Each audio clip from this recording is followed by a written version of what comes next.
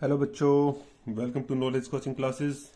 तो भाई 10th class chapter 12 exercise 12.2 के 4 सम हमारे कंप्लीट हो चुके थे। पांचवें सम की ओर बढ़ते हैं भाई। बहुत ही इंपॉर्टेंट टॉपिक चला हुआ है, प्लीज वीडियो को लास्ट तक जरूर देखना है। देखो पांचवा सम क्या कह रहा है।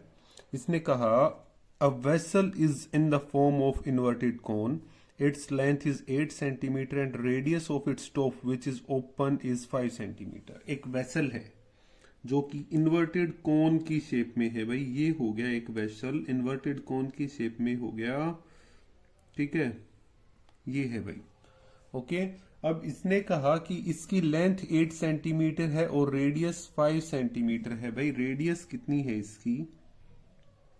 5 सेंटीमीटर और लेंथ इसकी दे रखी है 8 सेंटीमीटर, ठीक है। आगे क्या कहा, it is filled with water up to the brim.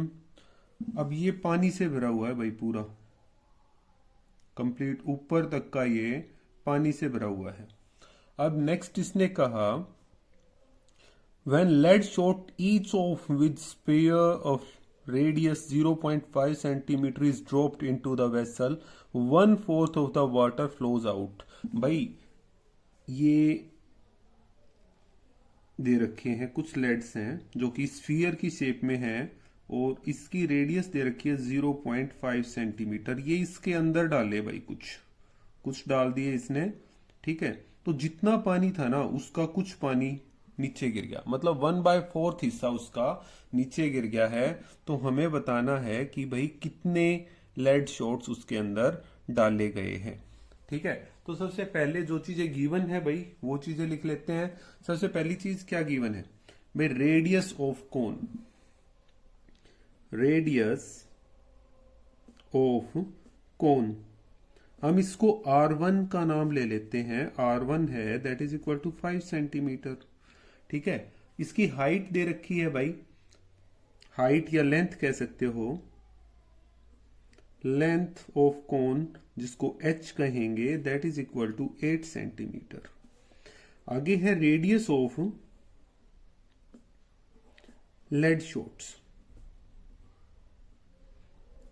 कितने हैं भाई? 0.5 सेंटीमीटर। इसको R2 नाम ले लेते हैं भाई। ध्यान रखना है R1 R2 अलग अलग चीजें हैं, ठीक है। अब जो चीजें निकालनी है उसके अकॉर्डिंग वर्क करते हैं भाई।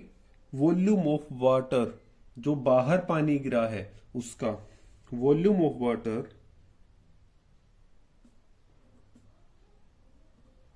Dropped outside.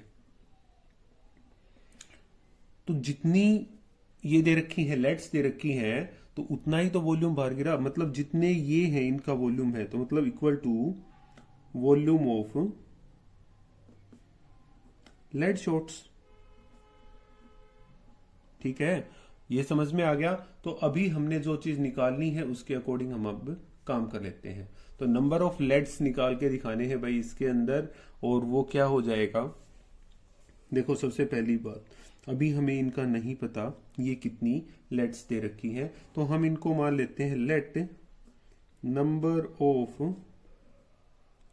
Lead shots is equal to N मान लेते हैं। सो भाई volume of water dropped outside, मतलब टोटल ये कौन था, कौन का वॉल्यूम बाहर गिराना कितना, 1/4। 1/4 इंटू वॉल्यूम ऑफ कौन, ठीक है, is equal to N into volume of sphere. भाई ये किस शेप में है, स्फीयर की शेप में है, तो ये हो जाएगा। अब इसी चीज को रख के हम कर लेते हैं भाई सो। तो वॉल्यूम ऑफ कौन हो गया 1/4 into 1/3 pi R1 square H that is equal to N into 4/3 pi R2 square R2 cube, sorry pi R2 cube हो गया। तो अब इसको सोल्व करते हैं। पाई से तो पाई कैंसिल आउट हो गया भाई, वैल्यू रख लेते हैं 1/4 इंटू 1/3। R1 की वैल्यू है 5 इंटू 5 इंटू एच की वैल्यू है 8 is equal to n into 4/3 into R की वैल्यू दे रखी है 0.5, मतलब 5/10 इंटू 5/10 इंटू 5/10। तो n की वैल्यू फाइंड आउट करेंगे तो कैसे आ जाएगी भाई? n की वैल्यू आएगी आपकी, देखो जो यहाँ पे मल्टीप्लाई दूसरी तरफ जाकर डिवाइड में हो जाएगा, मतलब 1/4 into 1/3 into 5 into 5 into 8 into ये 4/3 है तो हो गया 3/4 इंटू 10/5 इंटू 10/5 इंटू 10/5, ये इक्वली हाँ हो गया। अब जो चीज कट रही है काट देते हैं भाई। 5 से 5 कट हो गया, इस 5 से ये 5 कट हो रहा है, ठीक है। 5 2 जा 10, 3 से 3 कट हो गया, 2 2 जा 4, 2 से कट गया ये वापस 5 के ऊपर, ठीक है। अब क्या रह गया? अब आपका कट रहा है 4 2 जा 8, तो n इज इक्वल टू कितना आ गया भाई आपके पास? 10 50 2 जा 100। तो number of lead shots is equal to 100 आ गया भाई आपका, ठीक है। तो 100 लेड शॉट्स ड्रॉप की गई हैं, जिससे 1/4 कोन का वॉल्यूम है वो बाहर आ गया, वाटर जो अंदर था।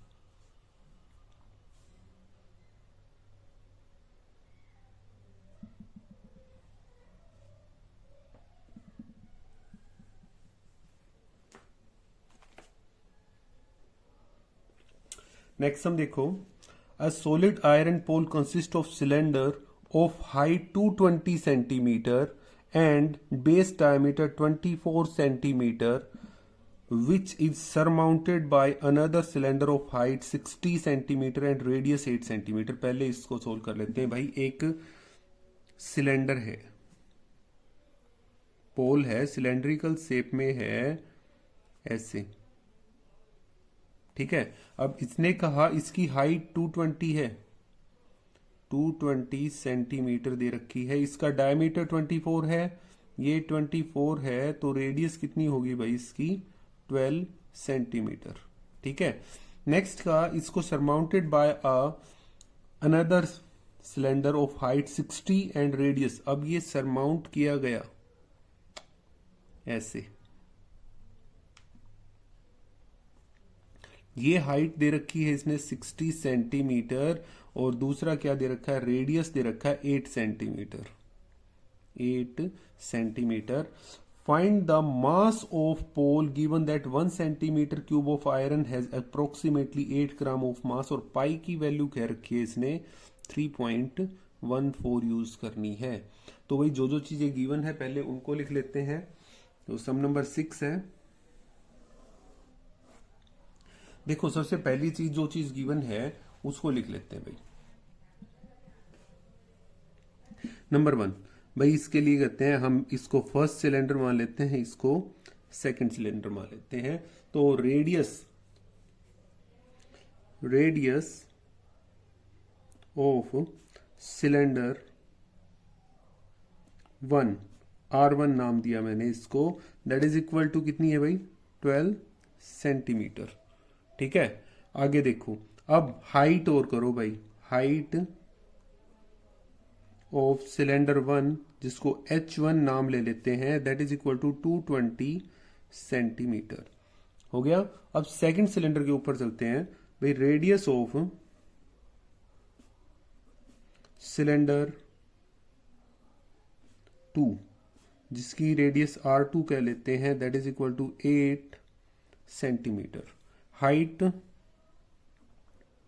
ऑफ सिलेंडर 2 H2 नाम ले लेते हैं इसको, that is equal to 60 centimetre.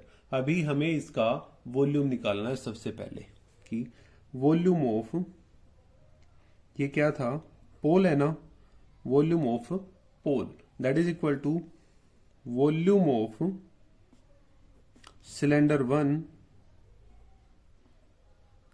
Plus volume of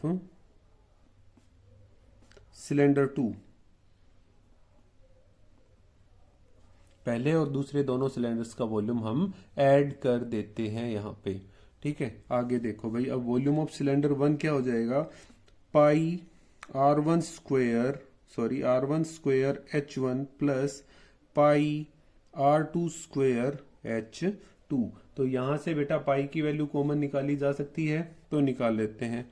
pi R1 की वैल्यू है आपकी 12 का स्क्वायर इंटू H1 की वैल्यू है 220 प्लस R2 की वैल्यू है 8, मतलब 8 का स्क्वायर इंटू 60। ये हो गया। अब इसको सोल्व कर लेते हैं भाई, ठीक है। पाई की वैल्यू 3.14 है ना, इनटू में आ गया 114 इंटू 220 प्लस 64 इंटू 60। क्या आ जाएगा भाई? 314 इंटू में इसकी मल्टीप्लीकेशन करोगे तो आपका टोटल आएगा भाई 35520। ये आ जाएगा भाई। इसको कंप्लीट को सोल्व करना है अपने आप से, मल्टीप्लाई मैंने पहले कर ली थी, तो ये मल्टीप्लीकेशन आएगी। जिसको कंप्लीटली सोल्व करोगे तो क्या आ जाएगा? 111,532.8 सेंटीमीटर क्यूब। ठीक है, इतना आ गया भाई। ये वॉल्यूम ऑफ पोल आ गया। अब उन्होंने कहा था mass of 1 centimetre cube is equal to 8 gram. 1 centimetre cube का इतना है, तो इसका कितना हो जाएगा भाई? Mass of 111,532.8 centimetre cube is equal to, multiply कर लेंगे इंटू 8। सोल्व करोगे तो बेटा कितना आ जाएगा? 89226.2.4 ग्राम। और ग्राम को केजी में करना है तो इसको डिवाइड करवा देना है 1000 से, दैट इज इक्वल टू 892.26। ये आपका केजी में वेट आ गया इसका। ठीक है, तो ये फाइनल हो गया भाई। एक बार इसको दोबारा से देख लेते हैं क्या क्या रखा है। देखो, एक आयरन पोल है जो कि 2 सिलेंडर से मिलकर बना हुआ है। एक सिलेंडर, दूसरा सिलेंडर दे रखा है।